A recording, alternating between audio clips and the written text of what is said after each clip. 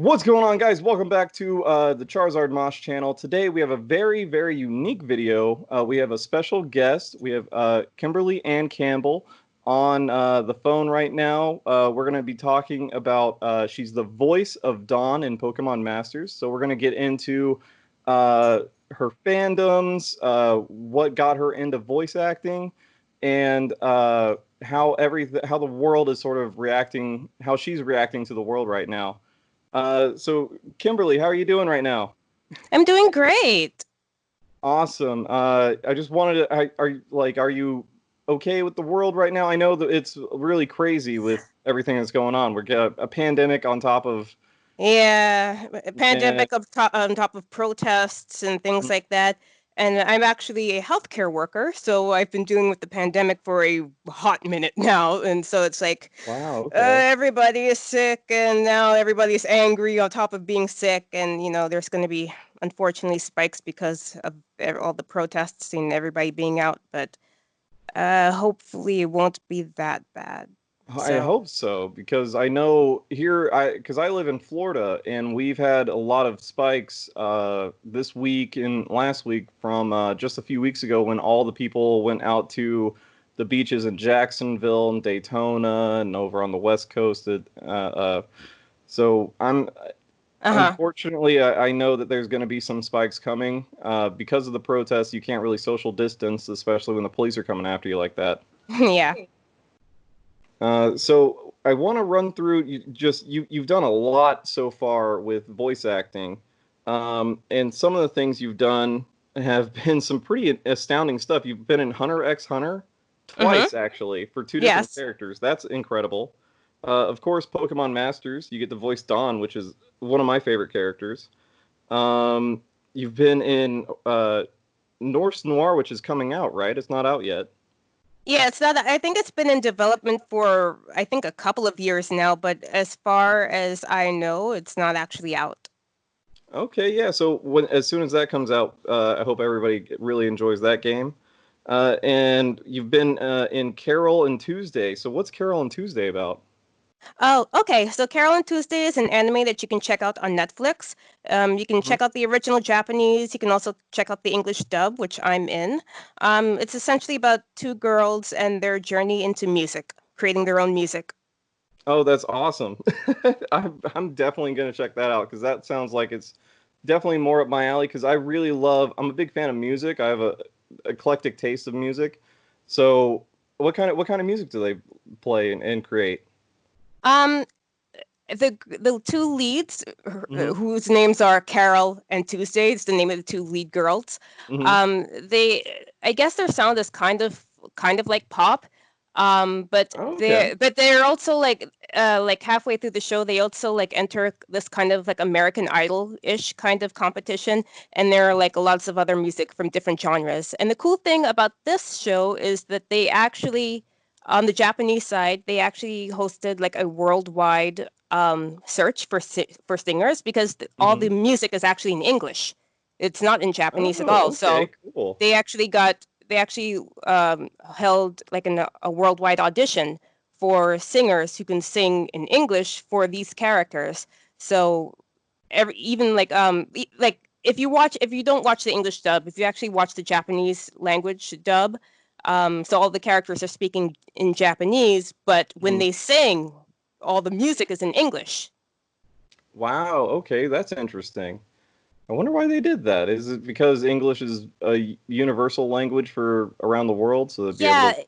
yeah, I think that's why they did it, and I think it's they kind of because also in this show there are a lot of characters of every different race. So it's not like all pale or all Japanese kind of people, kind of characters. Okay. Like Carol is a black girl. Mm-hmm. Tuesday is like a white blonde girl, but there are like a lot of characters who are black, who are white, who are Asian. So it's a really Mm-hmm. multiracial kind of anime.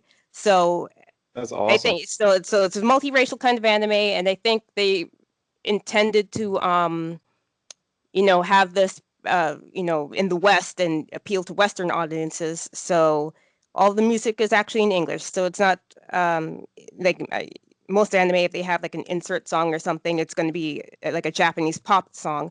But Hmm. here it's like a lot of different music from a lot of different genres, and every song is in English. Oh, that's awesome. So you were born and raised in the Bronx, right? Yep. And you moved out to Los Angeles. What made you want to move out to LA? So I wanted to get more voice acting roles doing character work in things like video games and anime Hmm. and cartoons. And while New York is really good for a commercial, I don't feel I really have that commercial kind of tone to my voice. Hmm. So I wanted to do more character work. And LA was the place for that. So I moved out to Los Angeles in 2016. Okay, and yeah, LA is definitely sort of the hub of pretty much everything in animation, film, all that sort of fun stuff. Yeah. Okay, and so what other voices like when you come up with a voice like in Hunter x Hunter, you play two very different characters. Hmm. You play Hina, who's more of like a I would say like a carefree kind of a character, Yeah. and then you play Rengoku in the Last Mission movie. Yeah. And so, is there a different process for you coming up with the voices of these two different kinds of characters? So at least here in Los Angeles, when you audition for anime at that studio, it might be a little different at other anime dubbing studios, but at the studio that Hunter x Hunter was recorded at, Mm-hmm. they kind of like for you to remain a little bit close to what the Japanese actor did. So, Mm-hmm. like, if the Japanese actor is voicing this character and it's like a little child, they really don't want you to sound like you're 30 years old voicing, like an 11-year-old Right. old girl. So, Mm-hmm. we kind of so when you audition and the people who were eventually cast in anime at that studio, um, they typically go with somebody who sounds kind of sort of similar to what the Japanese actor already did. Maybe not like a complete carbon copy, Mm-hmm. but just somewhere in the same neighborhood as what the Japanese person did. Now, if it's for like original animation, it's like a Western animation, not an anime. So it's something that's created in the United States or, in the Western country, and they're doing it from scratch, and they don't have any kind of voice actors in mind, or Mm-hmm. we're not playing off of like an existing actor. Then it's more like the client might think they want the character to sound a certain way, but you can play with that and play with accents or play with a certain kind of voice, and the client can and might change their mind about that. So you have a little bit more freedom with original animation. But with anime, it's with anime auditions, they actually send you like a sample voice of what the original Japanese actor Oh, okay. sounds like. Sometimes a video. Not every studio sends a video, but Mm-hmm. um, some studio, I think most studios, if they're recording for an anime and they're auditioning for the characters, they will actually send you a voice sample of what the character sounds like. And also, if it's like an anime that's been out for a while, you can usually find episodes on Crunchyroll or Funimation or YouTube or even Mm-hmm. that you can just research it and see what this character sounds like, and you can base your audition off of that. Right. And I was going to ask you, like, do you do any sort of research for your roles in whether it be a big show like Hunter x Hunter or even for Dawn in Pokemon Masters? Because Dawn hasn't really had too many voice actors portray her before. Okay, so with Dawn and Pokemon Masters, I did not actually audition for Dawn. Really? So this was before the game even came out. I actually Hmm. auditioned for the gym leader Erica, the grass type gym leader for the Kanto Really? region. So yeah, they actually sent me the audition for Erica, Hmm. and I auditioned for that, and I was like, oh, I want to be in Pokemon so bad, anything Pokemon related. I've been a fan for like over 20 years, please. And that's Erica's like usually the type of character that I usually get cast for, that kind of like soft spoken, really girly kind of character. And so like Hmm. it's not like they sent me like a character like, oh, I can't do this at all, I'm not even going to get considered for this seriously. But yeah, they actually auditioned me for Erica first, Hmm. and I did not get that, obviously. But then I didn't hear back from that studio for over a year. And Wow, then, really? yeah, and then, so they sent the audition for Erica and I guess a few other characters even before the Pokemon Masters game came out. Hmm. About it, I want to say maybe like a year before the game even came out. Oh, wow. So this was still like well into the production phase of the game. Yeah, exactly. So Mm. I usually with some of these games, they usually audition actors and get voice actors to come and record is usually one of the last steps that they Hmm. in their game development cycle because they want to get like the programming and the animations and everything like that done and the Right, script right, pretty much like loosely finalized. Sometimes they can change in the booth or sometimes the actor comes to record and then whoever like the writers or the director was like let's have the character say this instead. And right. so, Hmm. but usually the voice recording is one of the last steps in the game development cycle. So, yeah, I got the audition for Pokemon Masters. I didn't know it was going to be Pokemon Masters because it's like, like it was. We just know it was going to be a Pokemon mobile game, and Right, right. Hmm. that's all we knew about it. It was something that dealt with Pokemon. And even And that just probably sent you like all sorts of levels of hype. yeah, exactly. I was really excited about it. So yeah, I actually got invited to audition for Erica. I didn't get that role, and I didn't hear anything about Pokemon Masters or anything related to the project again until over a year later when suddenly the studio emailed me saying, "Hey, we want you to come in and voice Dawn." And it was just like that, just like, hey, you're just gonna play this character. Yeah, and it was actually based off of so again, I didn't audition for Dawn. I auditioned for Hmm. Erica over a year before this, and it was last Man. October, I'm gonna say a week before Halloween, Hmm. that they contacted me and said, "Hey, we want you to come in and record for Dawn." And of course, I'm like, "Yes, of course, Right. yeah, when you want me to come in." And so I go in the next week, and what actually happened was that I auditioned for an anime. I won't say the anime's name, Okay. but I auditioned for an anime in 2017. Hmm. So this is 2 years. So I recorded Pokemon Masters in October 2019. Hmm. Um, so I went into the studio to record for Dawn, and as it turns out, they took my audition from another anime they auditioned for that the studio also recorded for, Oh, okay. and said, "Hey, this audition that you recorded 2 years ago for this character that we didn't cast you in, but it was good enough for them to keep it on file. Right. This sounds kind of like how we think Dawn should sound like. So do that when you voice Dawn." That's incredible. So that's in like this is why I love the film industry because I've got a bachelor's degree in filmmaking. I lived out in LA for a while and worked in the industry, and the casting process can be crazy when it comes to this sort of a thing. Yeah. And so Yes. when you found out you were going to play Don, like did you automatically know like jump back into that kind of a voice or did you have to play with the voice a little bit? Did they give you any direction with it? So I came into the studio and they were like, "Hey, so you're going to be voicing this character named Dawn, and we have a sound reference, a voice reference for you." And I'm Mhm. like, "Okay." So I'm expecting them to play the Japanese voice, but it's Right. my voice from this audition from 2 years ago, and I remember recording it. And they were like, "Okay, so like obviously this is from a different project, but they sent this to the client, or the Pokemon company people, Mhm. um, and they really liked it, and they want you to use this voice for Dawn." And so they actually had my audition from this other anime from 2 years ago.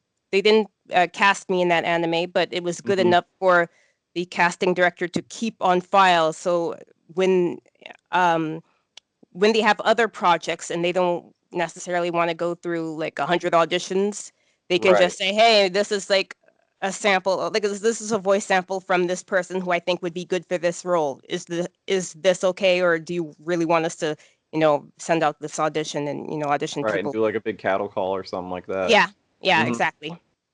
Okay, and so you said that you've been a fan of Pokemon for 20 years. I understand that because I'm an original Red and Blue kid. I was like 8 or 9 when Red and Blue came out, and I absolutely loved the game since then. And that was really my first introduction to anime. Was Pokemon your first introduction to anime, or did you have a little bit more experience with it? That Pokemon is actually my third-ish anime. My first anime was Sailor Oh. Moon. Sailor Moon, of course, man. Yes. Sailor Moon was such a great show. So it was back on Toonami, like the old original Yep, uh, yep. Toonami afternoon days. So Sailor Moon was what actually introduced me to anime, and followed by Dragon Ball Z, which Hey, I've got I like. my Goku hat right here. Awesome. Yeah, like I wouldn't think that me as a little girl would be into Dragon Ball, but Hmm. I don't know. I don't. It came on like after Sailor Moon, and I just started watching it and just really started getting it really into it. I mean, Dragon Ball has such a great storyline to it that I think it can play to pretty much anybody that just enjoys a good story. Yeah. And with so you were really into Sailor Moon then, huh? Yes. Yes. Who's your That favorite was who was your that favorite was sailor? yeah, that was my obsession when I was, let me see, Sailor Moon. I think when I was in second or third grade, so I was like around 7 or 8 years old. Mm-hmm. Yeah. So, and my favorite happened to be Sailor Moon. Sailor Venus is a close second. Okay, yeah. Yeah, Sailor Venus is probably my favorite, I think. Hmm. But it's been years since I've actually seen Sailor Moon. Because like you, I watched it in the Toonami days with Tom, Yeah. and because my stepdad really got me into. Funny enough, he got me into Dragon Ball Z because his brother was into it, my uncle, and it was sort of something that we could bond over. Uh-huh.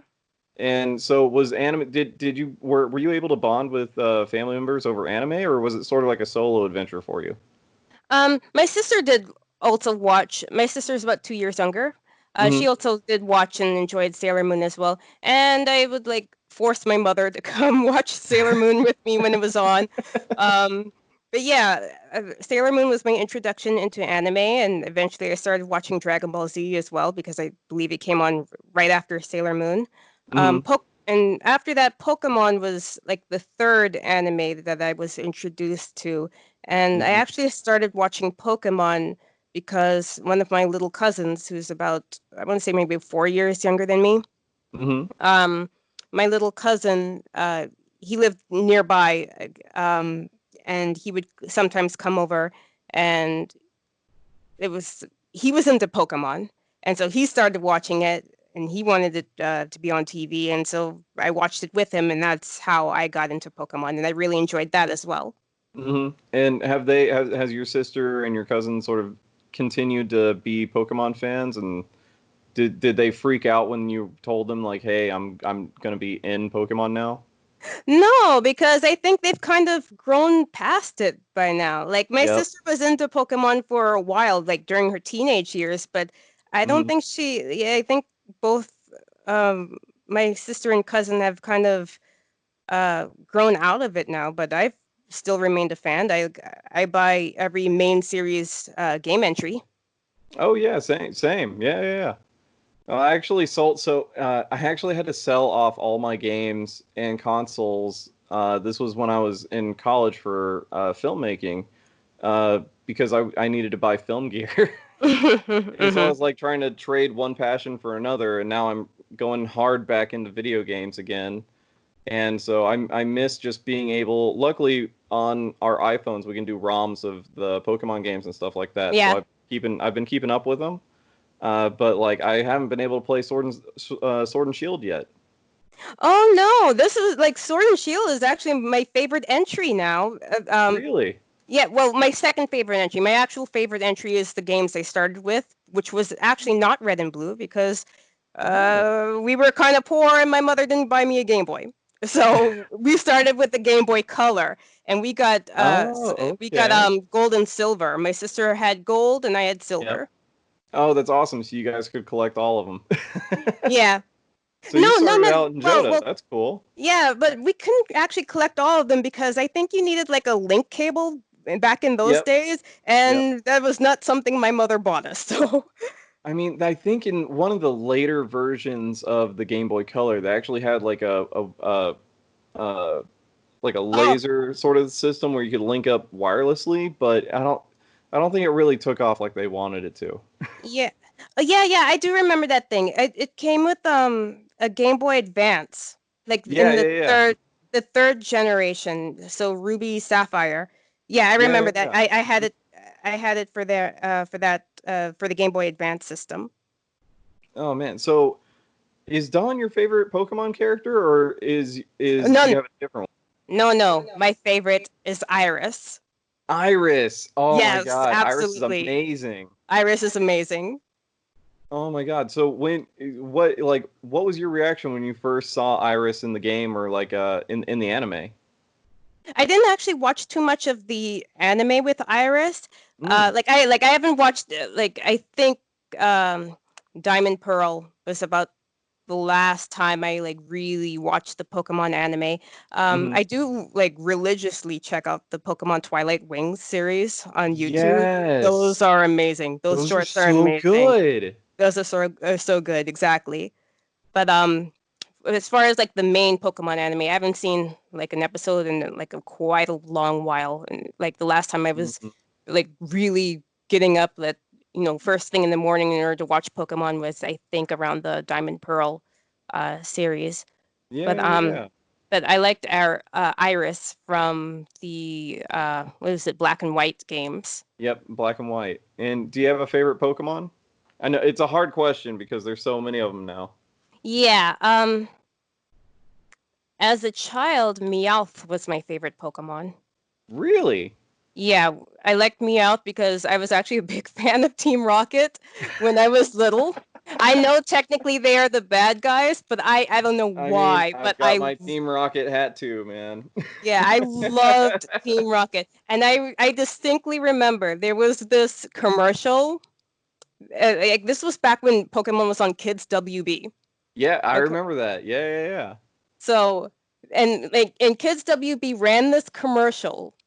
And this was like I think halfway through the Johto, not Johto, but the Kanto Indigo League kind of Yeah, yeah, yeah. When they were, I season. think when he was heading into the heading up. Yeah, the Indigo League. Yeah, yeah, Oh, what was the name of it? I think it. No, no, I think it was. Yeah, the Indigo League. Yeah, yeah, yeah.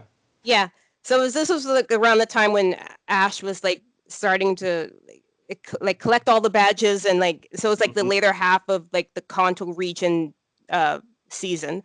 Like Kids WB ran this commercial that was like all new characters, all new bad guys, and they showed like Cassidy and Butch, and I was like Yeah. so upset by this commercial because I had assumed that they were gonna write out Team Rocket, and I was like, Hmm. well, I'm just not gonna watch the show anymore. Like I mean, this is Jesse and James unacceptable. are the bad guys of the series. Like, you can't just get rid of them. Yeah, I loved Team Rocket when I was little. I have no idea why, because I never liked the villains, but for some reason I loved Team Rocket. Oh my God. Yeah, and Meowth was just the perfect little like comic relief. I mean, they were all really comedic characters, Mm-hmm. and I think James is probably one of my more favorite characters from the Pokemon series, just because of how goofy he was in the original run. Because he would do the cross dressing, he would do pretty much anything. They just drew James. James would just be in disguise. If they were in disguise, they would be disguised as women.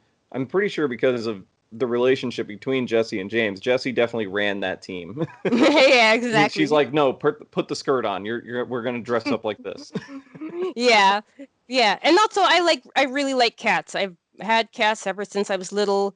I've always had cats, and Meowth was a cat, so I like Meowth.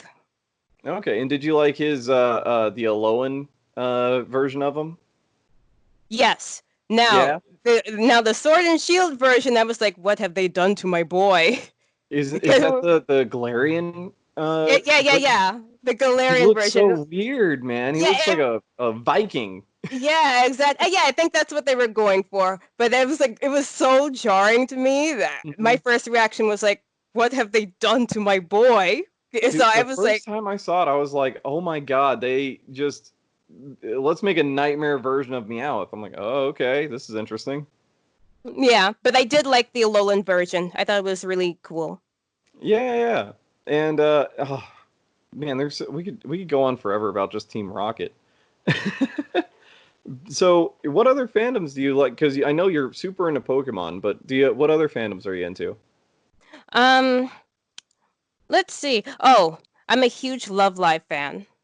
Really? Yeah, and if you don't know what that is, it's about well, there are a few seasons and a few generations of Love Live by now, but Hmm. essentially the premise is there are 9 girls whose school is closing down, and Hmm. in order to save their school, they get the idea that, hey, maybe we should become school idols, which is just a group of girls in high school who write and sing their own songs and perform them, and Hmm. this will make our school popular enough for people to want to actually apply and attend our school. And then if their school is really popular and they have all these new student applications, then they won't close down.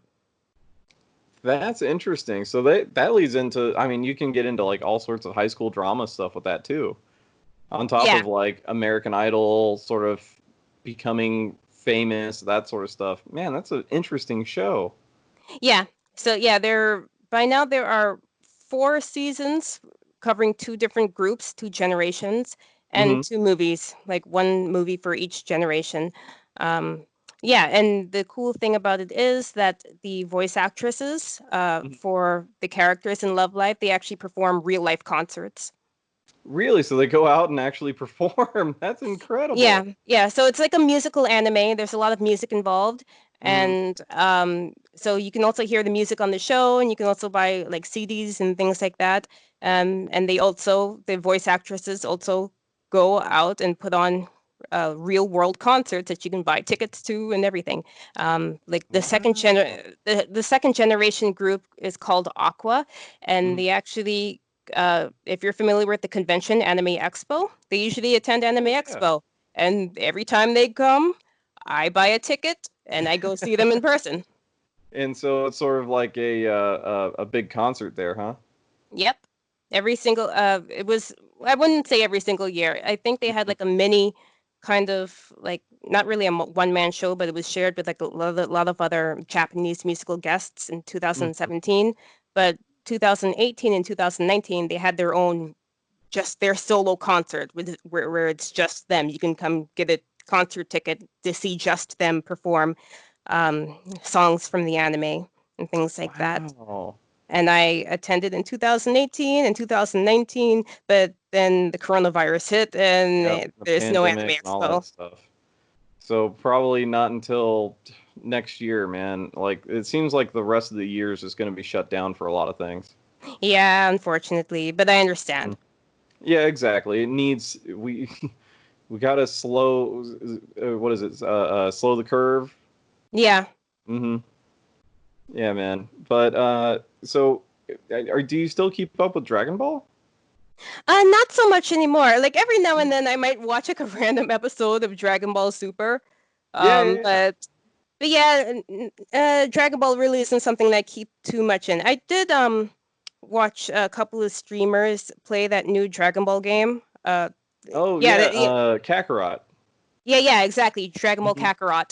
So Hmm. yeah, so that was like a good. So like I didn't play it myself, but I watched a lot of other streamers on Twitch play and watch their playthrough. So that was like a good walk through memory lane. Yeah, tell me about it. I watched some of my favorite guys play it, and it was just like when you start with Raditz, you just immediately go back to your childhood. Like, oh my God, this is such an insane experience I'm having right now. It was like the first time you see the Pokemon anime where Ash Hmm. is trying to figure out which Pokemon he's gonna get, and then he gets stuck with Pikachu. Yeah, exactly. You're like, oh my God, like because it differed from the red and blue version completely. Yeah. Hmm. And so it was a real, like, especially for me, it was a real shock to the system because Because I'm like, okay, so, and then they came out with a yellow version, which fit more along the lines with the Of the anime. anime. Yeah. Mhm. Okay, and did you know, like, when you found out there was going to be Pokemon Masters that you were going to voice Dawn in, did you play the game at all? I didn't at first Mm-hmm. until because like I have too many mobile games, man. It's like I was oh it's a Pokemon mobile game, I have to play it, but I have too many mobile games. I also play like their Love Live has two different mobile games, and I play both of them. Mm-hmm. And I also play Fate Grand Order, Mm-hmm. and I think I was into another mobile game for a while, and it's it's a lot. Okay, it's a lot, and I'm like, Yeah, yeah. and so I was like, no, I can't take on yet another mobile game. So I'm just gonna pass on this one. But then the email comes in, hey, do you want to voice Dawn? Now I'm required by law to play Pokemon Masters. It's So like yeah. I've got an emotional investment now. Yeah, exactly. And I saw on Twitter you were actually able to pull Dawn, so your polls went really well. No, it was more like they gave it to me out of pity because after you roll a certain amount, then you can just like pick whatever one you want. I'm glad they have that Mhm. safety in there, Yeah, but I did yeah. not pull Dawn because of luck. I pulled Dawn because I had saved from the time I was cast until now, like Oh, all my wow. gems. Yeah. Oh my God. Yeah, I was very I just feel fortunate that I was able to pull Dawn just one time because I know she's going to be Oh, on future banners, so I'll be able to get duplicates in the future. We all will, thankfully. yeah. But yeah, just being able to get one copy of her because she's such a you really got lucky with being voicing a really good unit in the game. Like people are really excited about Dawn. Yeah. Yeah, I like when I went into record, um I thought maybe she might be like one of those characters you obtain through the story, but then I noticed on the script it said gotcha. And I'm like, "Oh no, I have to actually They start actually put playing that on and the script. yes." So it went in the description, like in the description there is like sometimes scripts have like notes about the character or maybe about maybe a certain line and what it's referencing if it's not Hmm. immediately obvious. And I remember reading in the script that it was a gotcha character, which means that you have to have the in-game currency in order to roll for them and Hmm. roll on their banner and win them that way. And so I was like, oh no, it's a gotcha character. I have to, yeah, I have to get into this game right now. If I want to try to avoid spending like a whole lot of money, I'm gonna have to get into this game right now. So from the time I was I was cast, I downloaded Hmm. the game, I started playing through it a little bit, and I Hmm. would like even if I wasn't doing actually anything in game or doing the event or whatever, I Hmm. would log in every single day so I could get the free gems and everything. So I could save and save and save, and I saved from so that was from late October to now when it's Dawn released, like about a week ago. A week ago. Yeah, yeah. Hmm. Yeah, and so like, and I didn't roll for anything except I rolled two times Oh. on Red's banner, and I actually got Yeah. Red. Yep, yep. I was very fortunate because I started playing when Red and Professor Oak came out at the 6 month anniversary, Mm-hmm. and I fell in love with the game because I enjoyed. I haven't played a Pokemon game in a while, and I was like, you know, 'cause aside from like Pokemon Go, every now and then, uh, but I was like, okay, I'll give this game a try. I saw the commercial. I was like, oh, Mew. Okay, I'll get Mew, and oh, it's got Charizard in it. Oh, I love Charizard. I'm definitely gonna try for this. And I was very fortunate. I was able to get Red like three copies of Red, and then Oh, I was able to nice. get yeah, and then being able to play, I was like, okay, so I got really lucky because I went on to YouTube and checked out some of the other Pokemon Masters content creators, and they were like, dude, it's insanely hard to get Red, like it's oh my god, but it was the Poke Fair, so we were had better rates. Yeah. So I just felt fortunate being able to get them so many times, and I was like, I'm just gonna stick with this game, and I was really considering making a YouTube channel. So I was like, I'll just make a YouTube channel on this. Oh, nice. And that's sort of like what got me into the whole thing. That's cool. Okay. Yeah, yeah. Like as I mentioned, like I knew there was some mobile game coming out because I got Hmm. the audition for Erica and it said this is going to be a mobile game. And this was, I think, before it was actually announced to the public. So I knew that some kind of Pokemon mobile game was being developed. And then they announced it to the public, I think, a year later. And Hmm. then the game actually came out. But as I mentioned, I have like a million other mobile games. I was like, oh, I can't get Well, into I'm another sure, one. like, since it was a whole an entire year later, did you forget about like, oh yeah, I did this voice, but we'll see what happens. Um, no, because I really loved Pokemon. So Dawn Hmm. is something I'm going to be bringing up from time and time again, you know, because and I think it's like one of my bigger roles because Hmm. I want to say that like Hunter x Hunter is really popular, but my Hmm. character isn't like a really big character. So if tell people, yeah, yeah, I voiced Hina, I don't think off the top of their head they're gonna know who that character is and what that Yeah. character looks like. But if Hmm. I say, yeah, I'm Dawn in Pokemon Masters, even if they have never played Pokemon Masters, they Hmm. know who Dawn is. Exactly. She's a really popular character. Exactly. Oh my God, man, that's just that's so crazy because the entire process of having to voice the character an entire year or before, I feel like I would forget about it. Oh no, no. Like if I voice something and it's something that's like actually really, really meaningful to me, Hmm. and not like maybe like a background kind of character that says one line and that's it, I'm gonna I'm gonna remember what I'm gonna keep tabs on this project essentially, like, and I'm gonna watch and watch and watch until it actually comes out. Okay, so you kept up with the news and any of the updates from developers and stuff Yep, like that. yep, Oh man. absolutely. Uh, yeah, I wish I had gotten into it when it first came out, but honestly, I didn't even hear about the game when it first came out. I was totally like in tunnel vision with work and just life in general at the time. Mm-hmm. But yeah, I usually follow whatever Pokemon news is coming out, even if Hmm. it's not really maybe like a game that I play or like and I don't really keep too much up with the anime nowadays. Yeah, I'm But catching up I'm with like anime myself. yeah, but I'm always like, at least trying to keep up with Pokemon related news. Hmm.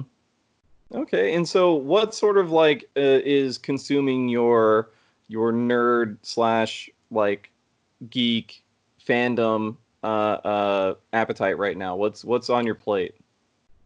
Um, I'm kind of obsessed with Animal Crossing New Horizons. I have never played an Animal Crossing game before, Hmm. but like everybody who is watching on Twitch, and I reference Twitch a lot because I don't have a TV, so Twitch is my TV. Yep. So so yeah, Twitch is my TV because I don't have an actual real TV or cable service in real life in Mhm. my apartment. Twitch is my TV. That's what I have in the background to make some kind of background noise so I'm not so while I'm working I'm not like sitting here in silence all day. Right, yeah. But yeah, so and all the streamers that I were into who were like playing Pokemon Sword and Shield, streaming Pokemon Sword and Shield, moved on to Animal Crossing. And I was like, okay, Hmm. okay, this game looks kind of cute. Let me just waste $60 and play this game for, 2 days and then I won't play it again. Hmm. But then I played it for 2 days and I have not put it down since. Oh, yeah. And now you're totally addicted, huh? Exactly. Oh man. Okay. Uh so what other do you have any other upcoming projects aside from the Norse Noir? Um, Nothing that I can talk about. Everything is under NDA, Oh. unfortunately. Yep, I understand that entire life, man. I understand that entirely. Mm-hmm. All right. Well, thank you so much for coming onto the channel and talking about Dawn and talking about your fandoms and sort of like how everything's happening right now. I really appreciate it. Oh, thank you for inviting me. I think you are the first person to ask me for like a live kind of interview. I've had Mhm. interviews in the past, but it was usually through like a text, and they have like a maybe like a voice actor spotlight, and they post my roles and everything, and Mhm. you know, and they ask me questions beforehand, and then I type in my response and email it to them, and then whenever my day rolls around, that's when they post, you know, what I feel and you know my roles and everything. But I think you're Mhm. the first person to ask me for like a live interview. So thank you. Well, you're very welcome, and trust me, this won't be the only live interview. We'll definitely have you back on the channel in the future. Okay, cool. Sounds good. All right, and thank you guys so much for checking out the video. If you want to follow Kimberly, go ahead and shout out your Twitter channel or your Twitter account. Okay, my Twitter is at KIXEE. And is there anything else that they need to follow or check you out on? No, that's pretty much it. I mean, I have a Twitch channel, but I don't actually stream, but somehow I have accumulated 11 followers. Hey, that's really good. I have never streamed, but I have followers. And my Twitch username is KIMACA. ACA. And thank you so much, Kimberly, for coming on the channel again. Oh, we will talk to you soon. And guys, I'll see you in the next video. Later.